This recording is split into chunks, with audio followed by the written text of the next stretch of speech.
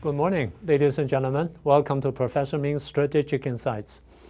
On June the 21st, the United States dispatched 7 B-2 bombers, escorted by dozens of all types of airplanes, and flying thousands of miles all the way to Iran. The B-2 bombers attacked and bombarded 3 nuclear facilities located respectively in Fordo, Natanz, and Esfahan. It is reported that all 3 places were devastated. The news was released by President Trump himself. He made it public. And of course, needless to say, the news shocked the entire world. You may wonder how things in Iran would get to this far, get to this point. Well, the thing can be analyzed from various angles, but today I want to focus on one aspect or one angle. As I see it, this is a contest of strategic plans or strategic policies of many countries. Iran, of course, Israel, Russia, Communist China, and of course, the United States. In order to further illustrate my point, I think a quick review of what has happened in recent years, especially in the past 1 or 2 years, is in order.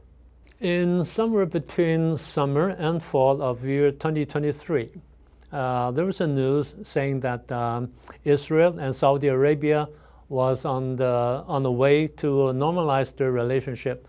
Namely, they are trying to reach a rapprochement diplomatically and officially between the 2 capitals.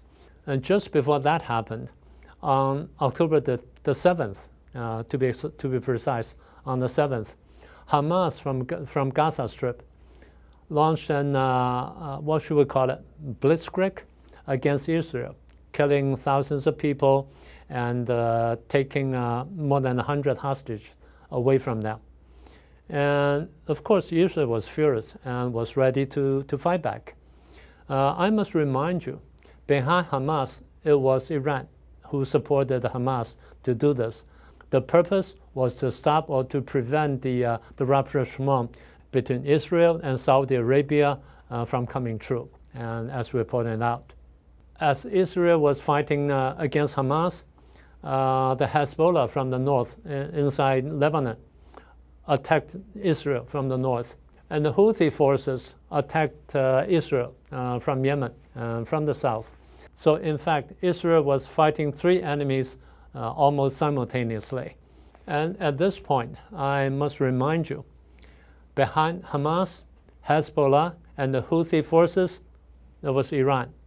And behind Iran, there was Communist China. Beijing, yes, you hear me right. It was Beijing who was behind Iran, and Iran was behind all these 3 forces. As a war between Israel and Hamas was going on, I was approached by many people, and they were all wondering about one thing. Will this war between Hamas and Israel become another great war in the Middle East, namely the 6th great war in the Middle East? My prediction was that I cannot rule out the possibility, but the possibility of a great war in the area would be very slim, because I analyzed the situation in the world clockwise around Israel, from north to all the way to the south and to the west. Lebanon, Syria, Iraq, Jordan, Saudi Arabia, and Egypt. They all have their domestic reasons and their foreign policy considerations not to involve in the war against Israel. There are many reasons, but let me skip that. So anyway, in short, my prediction was there would not be a total war in the area. Then, as everybody knows, that Israel invaded Gaza, and then they defeated Hamas. Hamas was beaten badly. And Israel, in a very genius way, they almost took out the mid to high-ranking leaders, military leaders of Hezbollah by way of exploding their pagers and their intercoms and things like that. So by now, there was only one question remains: how to deal with Iran, who was behind all this. Before getting to this question, let me redirect your attention to one important interlude. the collapse of the Assad regime in Syria. By early December 2024, the Assad regime in Syria collapsed. It was because prior to this, Assad had two strong supporters. One is Hezbollah in Lebanon, and the other one is Russia. As we mentioned, Hezbollah was almost taken out by Israel earlier, and Russia is caught or had been caught in the war against Ukraine, and is fighting a very bitter war there. So they did not have enough strength to support the Assad regime. So that's the main reason why the Assad regime collapsed. Let's go back to Israel and Iran. By the middle of June, actually on June the 15th, Israel launched a full-scale attack against Iran. It nearly wiped out the entire leading echelon of the Iranian army. Then there was one question remained. What about Iran's nuclear capabilities? How could they do about it?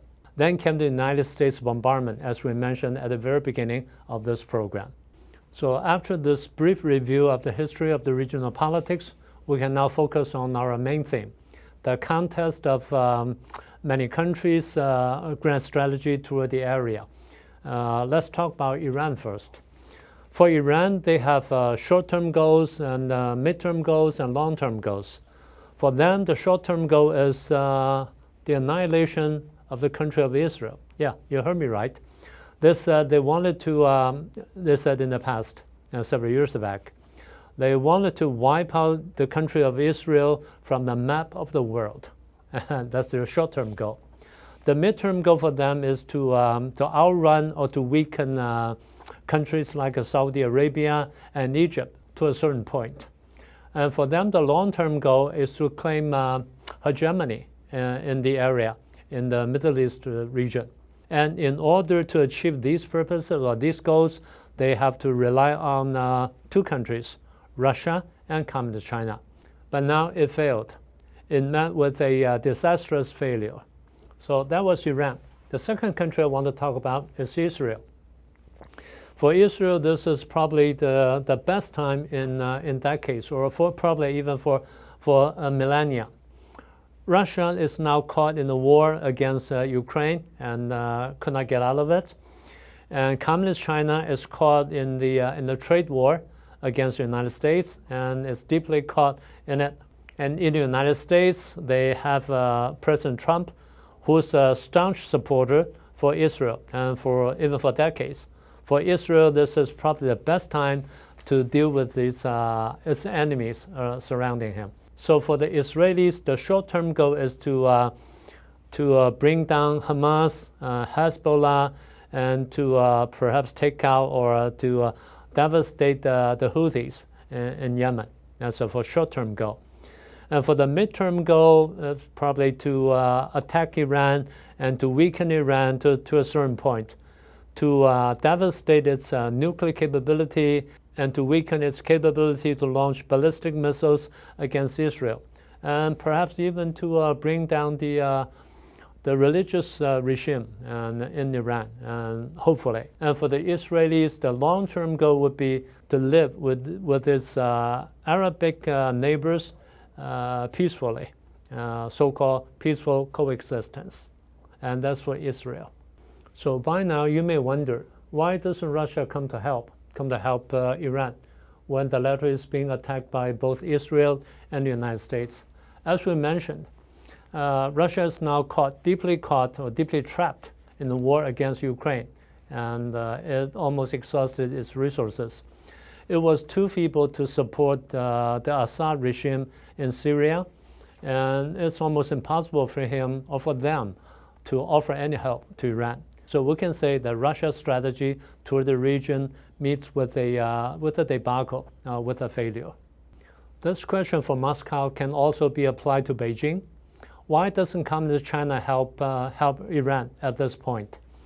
Well, as we mentioned before, actually weeks before, we said that Communist China had a grand strategy, a grand strategy. They were hoping that the war in Ukraine between Russia and Ukraine could become a protracted one, and it lasts as long as possible, so that Russia, the European countries, and even the United States will be exhausted by the war. And then Communist China will become the sole powerful country in the world. That's their fantasy. That's a part of fantasy. The second part of the fantasy was Taiwan would have an election, a presidential election, in late 2024. If a massive chaos erupted in Taiwanese society after the election, then there's a good chance for China, for Beijing. And if the same thing happened in the United States in their 2025 presidential election, and that's really a window of opportunity.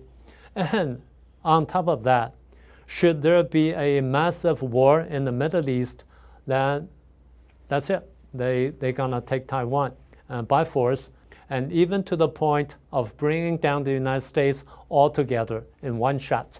And that's their fantasy.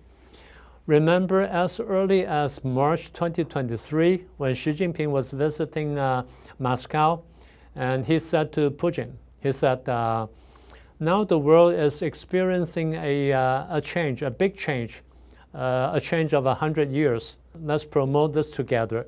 This is part of the change. Putin simply replied, yes, I agree. Then we saw that Communist China helped out Russia to fight the war and to prolong the war in Ukraine. It supported Iran, it supported Hamas, Hezbollah, and even the Houthis. They're waiting for the eruption of massive riots in Taiwan and also in the United States.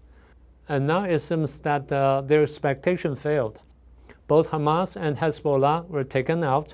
They're on the brink of total collapse, and Iran is seriously weakened. So it seems at this point we can say that Communist China's policy toward the region is now experiencing a setback, a major setback perhaps.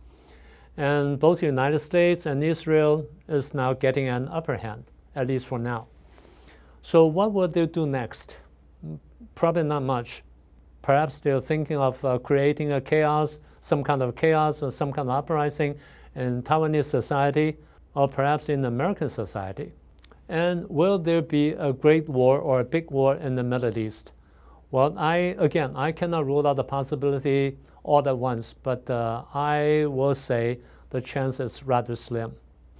So before we conclude today's discussion, one question remains. What will happen to Iran? What can they do next? Well, people are talking about, they might launch a series or a very massive counterattack against Israel, or targeting at the American military bases in the region. They could block the Strait of Hormuz, or they could speed up their nuclear capability programs, and so on and so forth. Yes, all these possibilities cannot be ruled out. But I just heard they just announced a ceasefire.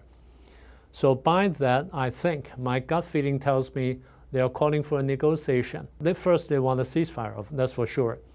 They want to protect their regime, their political power, and perhaps to a certain point, they want to protect or they want to save part of their nuclear capabilities, of course, for the civilian use one, not for the military purpose, that's for sure. But I'm not sure that can be allowed or that will be permitted by either Israel or by the United States.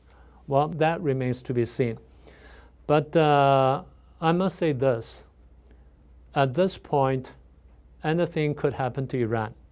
A coup d'etat, a revolution, or a change of regime. It's all possible. So let's see what will happen in the next few months, weeks, or even days. And that's all I want to share with you today. I hope you liked today's program. Oh, I almost forget. Please remember to subscribe if you haven't done so, and click the icon bell so that you get a notification once we have a new program on. I'll see you next time.